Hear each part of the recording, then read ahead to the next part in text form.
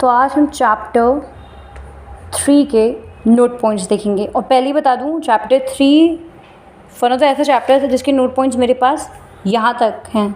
Fine, मतलब 2 pages यहाँ cover है और आधा यहाँ पे, तो काफ़ी ज़्यादा है। तो दैट मीन्स चैप्टर 3 आपका इंपॉर्टेंट भी है, काफ़ी चीज़ें कवर है इसमें, ये लाइक फाइन। तो एमसीक्यू पॉइंट ऑफ व्यू से बहुत ज़्यादा इंपॉर्टेंट आपके लिए वीडियो। और वैसे भी फर्स्ट सेकंड चैप्टर का अपलोड हो चुका है, अब से चेकआउट कर लीजिएगा। फाइन, अब देखिए स्टार्ट करते हैं। For series circuit P is equal to I square R formula is used, that means I is same. For parallel combination P is equal to V square R formula is used where V is same. Fine, a bulb does not become dim when another bulb of same power is connected in parallel circuit with it, because since P is same, their R is same. On doing the given connection, total R decreases to 1/2 and I becomes double. The double current divides itself equally into two bulbs. Up I through each is same as original one, so there is no dimness. Fine, मैं ये एक statement आप देख लीजिए कि a bulb does not become dim when another bulb of same power is connected in parallel circuit with it. Fine, metre bridge unsuitable for measurement of high resistance. क्यों? क्योंकि जो फॉर मेजरिंग हाई रेजिस्टेंस और भी जो सारे resistance होंगे आपके bridge के हाई होने चाहिए ताकि सेंसिटिविटी इंक्रीज हो, बट इससे करंट घट जाएगा जिसकी वजह से आपका गैल्वेनोमीटर वैसे भी इनसेंसिटिव हो जाएगा। और वेरी लो के लिए भी नहीं सूटेबल होते हैं क्योंकि और सारे आर को आपको लो रखना पड़ेगा। इससे गैल्वेनोमीटर का भी रेजिस्टेंस आप घटा देंगे जिसकी वजह से आपके जो कनेक्टिंग वायर्स के रेजिस्टेंस है वो कंपैरेबल हो जाएंगे आर बिंग मेजर्ड, और एरर आपके रिजल्ट में आ जाएगा। तो एज ए स्टेटमेंट आप ये लिख सकते हैं कि मीटर ब्रिज आपका जो होता है ना हाई के लिए आप यूज़ कर सकते हैं ना लो के लिए, like moderate are the resistance, then only we can use it. अब when all the 4 resistance are nearly of the same magnitude, then meter bridge is most sensitive. ये मैंने फॉर्मूला सीरीज पढ़ाते वक्त भी चीज़ें बताई हैं उसमें।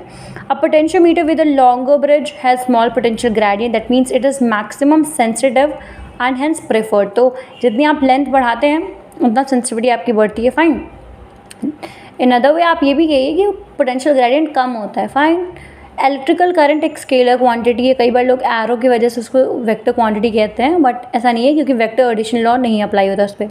अ wire current is not charged at any instant, it has as much as negative charges as the positive charges.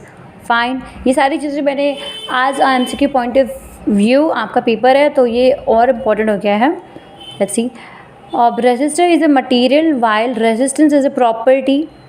Resistivity depends on the nature of the material and physical conditions like temperature and pressure, not the dimensions. Fine, not the dimensions. वो इतना अच्छे से लिख देते हैं, double कर दिया, यहाँ पे आधा कर दिया, इसको ये कर दिया कि हमें लगता है यार कुछ तो फ़र्क आ रहा हो, फटाफट हम हाँ by 2 × 2 ऐसा लिख देते हैं। नहीं, तो रेजिस्टिविटी पे डायमेंशंस का फ़र्क नहीं पड़ता। In the absence of electric field, the motion of electrons in a metal is random. There is no net flow of charges across any cross section, so no current flows. मतलब electric field ना हो फिर भी electrons तो move करते रहते हैं, पर वो मोशन रैंडम होता है, नेट फ्लो नहीं होता, इसलिए करंट नहीं फ्लो होता। R is proportional to 1/r²। Radius की बात करें यहाँ पे, टेम्परेचर लेंथ सारी कांस्टेंट है, रेडियस की बात करें यहाँ पे। फाइन, तो आप ये ग्राफ याद रखिएगा, R is proportional to 1/r², क्योंकि हमें पता है ना R is proportional inversely proportional to 1/a को हम लिखते गए πr²। फाइन, अब V is equal to I R is not Ohm's law, V is proportional to I is Ohm's law. कई बार गलती होती है बहुत सारे लोगों से, like fine, manganin standard resistance because high resistivity value है, लो टेम्परेचर कोफिशिएंट है। Let's see the next page. Material of the potentiometer wire should be of high specific resistance because this makes the R of entire wire length sufficiently large and hence for a given I there is an appreciable potential drop. तो potentiometer का जो wire होता है उसकी high specific resistance होनी चाहिए ताकि इसकी वजह से एक एप्रिशिएबल पोटेंशियल ड्रॉप हो जाए आपका।